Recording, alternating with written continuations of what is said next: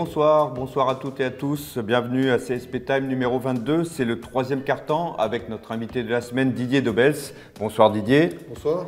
Et l'autre spécialiste basket du Limoges CSP et au Populaire du Centre, Kevin Cao. Salut Kevin. Bonsoir. On attaque donc ce troisième quart-temps avec le débrief du match entre le Limoges CSP et Krasnodar. C'était mercredi soir à Beaublanc avec une nouvelle défaite du Limoges CSP. On pouvait s'y attendre un petit peu. Malgré tout, une défaite sur un score un peu plus honorable. On va y revenir. Première chose d'abord, Kevin, l'avant-match, la présentation des équipes. London Perrantes sifflé, Kyle Manning sifflé. On a senti une vraie rupture là, et notamment Kyle Manning, l'affaire Samuels, apparemment ça passe pas. Je pense que Kyle Manning cristallise toute la frustration des supporters du Limoges CSP qui viennent d'enchaîner 8 défaites en 10 matchs. Inévitablement, c'est lui qui est en première ligne et c'est lui qui prend les sifflets. Et je pense qu'il y a une lassitude du public par rapport à ce coach qui peine à faire gagner son équipe à l'extérieur. La campagne, les 4 matchs à l'extérieur du CSP ont été catastrophiques. Et évidemment, qui avait benché qui était parti au conflit avec le chouchou du public, Samardo Samuels, qui, encore une fois, hier, a été précieux pour le Limoges CSP. Donc oui, il faut trouver des coupables. Je pense que les coupables ne sont pas forcément uniquement London Perrantes et Kyle Manning, mais oui, les deux ont pris cher, notamment Kyle qui, du coup, hier, a pris tout le ressentiment du public dans la période très compliquée que vit actuellement le club, quoi. Ok, donc une défaite 72-64. Alors le score, on est loin des 90 ou 100 points qu'avait l'habitude de prendre le Limoges CSP, donc ça a été un petit peu mieux à ce niveau-là. Didier, on a vu quand même une équipe de Limoges qui a défendu pratiquement 40 minutes, enfin qui a bataillé au moins 40 minutes. Ça, c'est quand même une chose qu'on n'avait pratiquement pas vue cette saison. Je pense qu'ils ont fait l'effort d'essayer de bien défendre par rapport à une équipe qui vise peut-être le titre. On coupe au moins les 4 premières places. Donc ils ont montré des choses intéressantes au niveau, volonté de vouloir bien faire et de bien défendre contre cette belle équipe. Je dirais que s'ils avaient défendu comme ça à Paris, peut-être qu'ils auraient gagné à Paris. Et c'est vrai qu'à Paris, certains se sont peut-être pas trop fatigués, donc mais ça on en avait parlé en off en disant, je t'avais dit, tu verras le match de Coupe d'Europe avec le match qu'ils ont fait à Paris, ils vont se mettre le cul par terre, vulgairement, excusez-moi. Mais ça confirme que dès l'instant où on revient à Beaublanc et que c'est la Coupe d'Europe, il y a des joueurs qui arrivent à se transformer, se sublimer et qui ont besoin de personnes pour le faire et se motiver. Donc pourquoi pas le faire aussi samedi, pourquoi pas le faire mercredi prochain et samedi prochain et ainsi de suite, pour au moins montrer qu'ils en sont capables. Et comme le dit Kyle Manning, peut-être gagner un match, ou un match ou deux. Ce qui est intéressant, c'est, pour rebondir sur ces propos, c'est qu'en termes de stats, ils ont encaissé que 14 points au premier quart-temps. C'est leur record de leur saison. Et du coup, j'ai fait quelques stats. Le CSP, depuis le début de la saison, ils n'ont concédé, il y a que moins de 20 points qu'au cours de 3 matchs cette saison. C'est-à-dire qu'habituellement, sur le premier quart-temps, habituellement, tu prends 23 points dès le premier quart-temps. Là, on a vu statistiquement des efforts, du repli. Quand on parle de volonté, du repli défensif et de l'implication collective sur la défense, quoi. Alors, les Russes, quelque part, on va presque dire, ils ont été un peu décevants. Parce que, comme tu disais, c'est une équipe qui va viser le titre au niveau de l'Eurocoupe. Est-ce qu'ils ont été décevants ou est-ce que c'est Limoges qui les a vraiment gênés?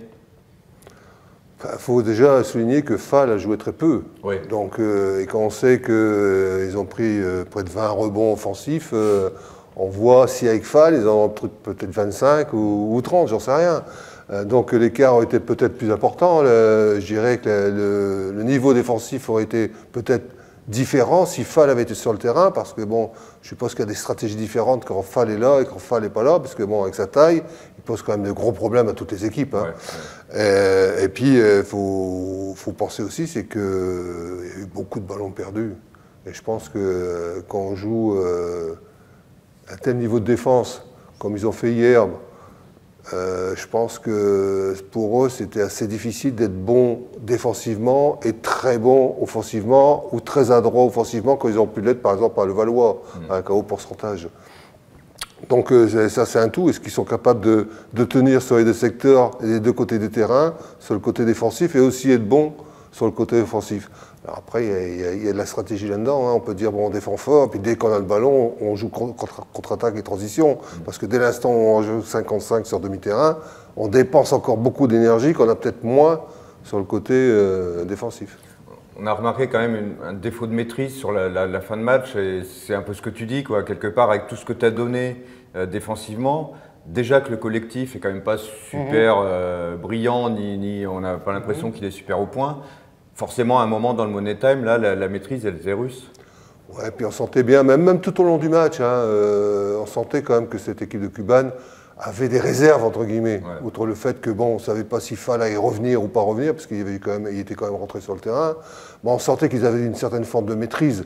Dès l'instant, bon, Limoges venait les titiller ou Limoges était devant, ils n'ont jamais laissé Limoges s'échapper, loin qu'un gros écart. Ouais. Ils ont toujours été là, ils ont toujours trouvé le bon joueur pour mettre le point. Et puis, ces rebonds offensifs leur a permis aussi d'avoir beaucoup de deuxième chances. Ouais. Alors, il y a aussi une chose assez étonnante, c'est l'écart au score, l'écart final est de 8 points, ce qui n'est pas monstrueux. En revanche, au niveau de l'évaluation, là, il y a un gouffre. 85 d'évaluation finale pour l'équipe de Cuban, 57 pour Limoges. C'est assez étonnant ces chiffres. Ça dénote déjà, comme disait Didier, que c'est une défaite logique pour Limoges. Je pense que Cuban était nettement au-dessus et n'a pas eu besoin de forcer son talent pour gagner face à Limoges. Mais ça démontre aussi qu'il y a des joueurs qui sont passés à côté du côté du Limoges CSP. Le Limoges CSP s'est appuyé sur des leaders, sur des cadres, mais il y a de trop nombreux joueurs. Par exemple, William Howard a fini la partie à -5 d'évaluation. Isaiah Maes a fini à -3 d'évaluation. Quand tu as des évaluations négatives ou à peine positives, je crois que Perrantes finit à 1 d'évaluation, Jonathan Roussel doit finir à 0 d'évaluation. On ne peut pas monter bien haut en évaluation négative quand tu as des joueurs à 0, 1 ou en négatif. Et ça démontre cette stat que malheureusement le CSP a joué sans plusieurs cadres. Je pense notamment à William Howard qui a été en difficulté hier. Et malheureusement, sans Howard, ça a été compliqué, même si Bouteille et Doumbouya ont fait une bonne partie. Mais ça démontre surtout ça. Ça démontre pour moi qu'il y a des joueurs du CSP qui sont passés à côté. Didier, individuellement, au Limoges CSP, il y a un joueur que tu as trouvé vraiment bon C'est toujours difficile de sortir un joueur dans un collectif. Pour moi, c'est toujours très difficile parce que, bon, on regarde quoi? On regarde les stats, on regarde les points, on regarde le nombre de rebonds qu'il a pris. Moi, souvent, je sors les joueurs qui ont apporté quelque chose et un gros plus à l'équipe. Alors souvent, malheureusement, dans mes joueurs que je ressors ou que je ressortais, c'était souvent des joueurs de sacrifice, c'est-à-dire des gens qui empêchaient les autres de jouer, qui prenaient les rebonds défensifs qui étaient les plus décisifs, qui faisaient les écrans de retard les mieux, qui faisaient les écrans magnifiques qui permettaient à des shooters derrière, comme on a vu par exemple sur certaines séquences pour Hardy, qui s'est retrouvé dans des situations très agréables pour shooter, parce qu'il y a eu du sacrifice de 2 voire 3 joueurs pour lui donner des très bons écrans. Et c'est ces joueurs-là, je dirais, qu'il faut ressortir. Mais il y en a des joueurs comme ça, on a l'impression qu'il est en train de décrire le match de Damien Inglis hier qui... Sans brio offensivement, il a apporté au rebond, il a fait des passes, il a fait des interceptions, il a été précieux pour le collectif. Et si on enlève un peu son élan un peu trop généreux, des fois quand il a le ballon, on attaque. Mais bon, on ne peut pas tout avoir. Hein. Oui. Mais c'est vrai que de ce côté-là, bon, si on veut regarder un joueur de l'ombre dans cette équipe, c'est certainement Inglis qu'il faut ressortir. Même on a l'impression aussi qu'en termes de leadership, quelque part, il arrive sur le terrain, il a que 23 ans hein, quand même. Quoi. Il arrive, il parle aux joueurs. Là, j'apporte peu. Oui, mais c'est important dans une équipe où on dit qu'il n'y a pas de leadership. Est-ce qu'il peut le prendre, ce leadership?